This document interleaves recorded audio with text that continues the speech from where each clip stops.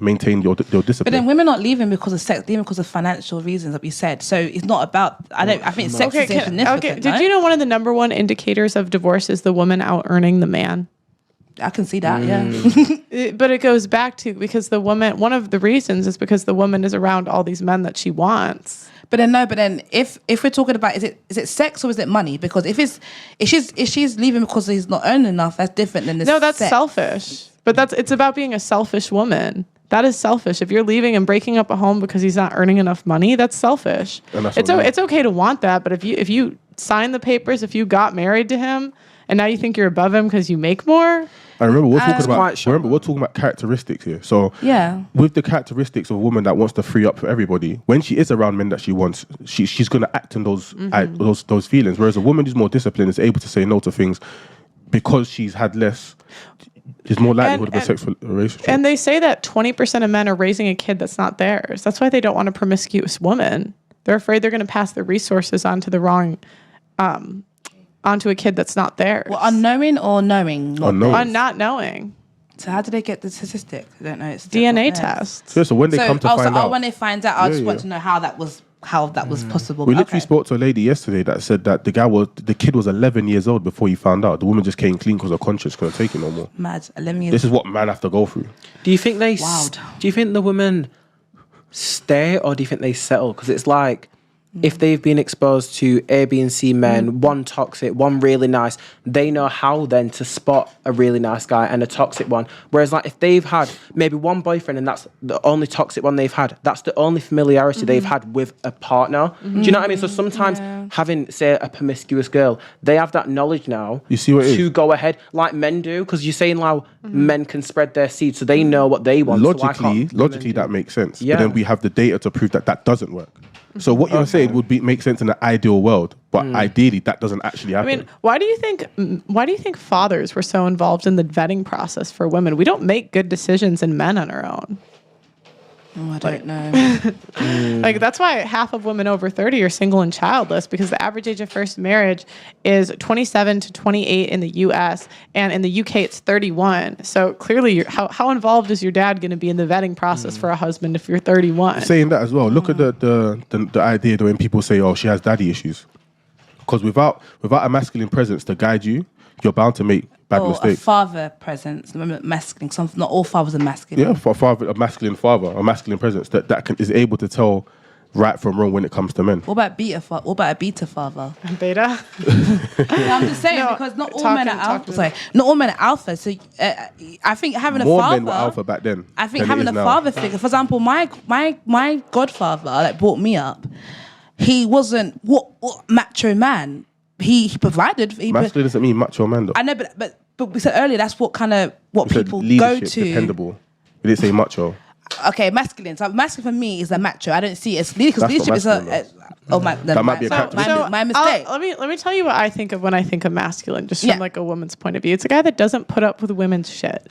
So when I think of a beta guy, I think of a guy that just bends over and does whatever the girl wants, and he's just will do anything to make her happy, but not in a good way. Like he's a kiss ass. And when I think of a masculine man, I think of a guy that is not afraid to say no and put his foot down, and he enjoys being the leader in a relationship. Because we don't like men that we can walk all over. Correct. True. Yeah. Like the nice guys, they're not actually nice. They're just trying to buy your attention with things instead of just being a masculine man. Yeah, I don't know, because like my godfather, for example, he would lead, but my godmother would choose what he's gonna wear when they go out. To some men, that's like, no, what are you doing? But he's like, whatever. It's different dynamics. He doesn't take anything from me to put on the clothes she chose out for me in the wardrobe.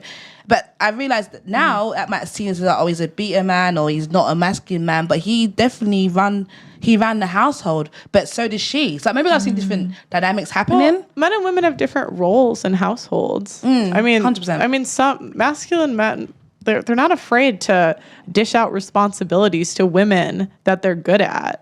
Like my parents ran a business together, and my mom is very organized. My dad isn't. She did a lot of the organization type stuff, right? And like the finances.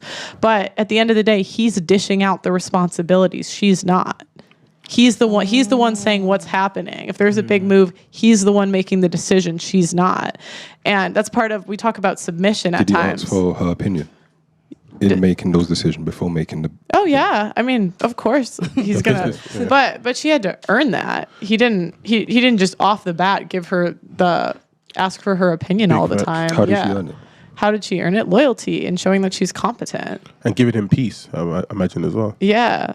I mean, because my mom and dad went to different colleges, and basically my dad told my mom, you can either move to me or find a different boyfriend. And she moved to him, quit it, and then she ended up getting a teaching degree. She quit her teaching job to work for my dad and helped him build a multi-million-dollar business. They had 10 kids. But, in modern day, they would say, don't take that risk for a man. It's only going to end up, don't quit your job for a man. It's only going to end poorly. And it's funny, my dad would say a similar thing. My dad would say to my mum, or he said and tell us, is that I would see the bigger picture while she sees all the finer details. So everybody has their role to play within the system. It's the cultures as well behind it. Like, there's a lot of, I was with like a lot of Filipino people from like the older generation, and in their like culture, at least back in their day, was for the women as well, get an education first. If you was to get married before an education, the family would disown you, because it's like one snap of a divorce and you've got nothing, and you've left us with nothing. In the Filipino culture? Really? That's interesting. I don't know much about it. I don't know about like all around that like, continent of Asia, but at least there, they said to me, education always comes first, and then when you have that education backed up, then you would go pursue maybe a relationship or whatever. Because if you left, especially with a woman, changing your last name, there's nothing there holding you as much towards them. So it really does depend on the culture with the presence with people. I don't know if you want to get a statistic, but what I was looking up is when I want to see how westernized a country is, I look at the average age of first marriage in a country. So one country I didn't realize was so westernized is Ireland. The average age of first marriage there is like 34 and 35. Because the more traditional it is, they get married younger typically, is what I've seen. This is just anecdotal, but in the Philippines it's 27 and 29. So I guess they're westernized too. Are they now? Yeah. Well, at least the people I speak were much older. So I don't know if it was just because older times, like you said, your parents would have said something different, because maybe in their times it was different. But I know now it's probably more westernized. A lot of cultures now, though, isn't it? Like even like the East and South. And it's messing shit up. I think with the point that you was making with the example you gave about your mum and dad and their working relationship, I think that works well, because your dad did not, that's why I asked, did he ask for her opinion before making, I think a lot of men take this this title of leadership and run with it to the point where you almost forget that you have a woman there who's almost meant to help you, essentially. What are the examples of that? Where do you see that?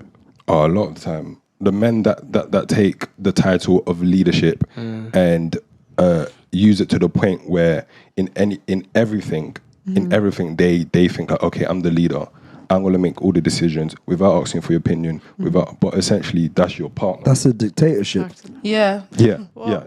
Essentially that's but that's what I'm trying to say. So it's a thing where if you are going to demand that, to ask for the title of being a leader, you have to know what it actually entails. And I feel like a lot of people don't know how to do that. So with a lot of these things, a lot of what we are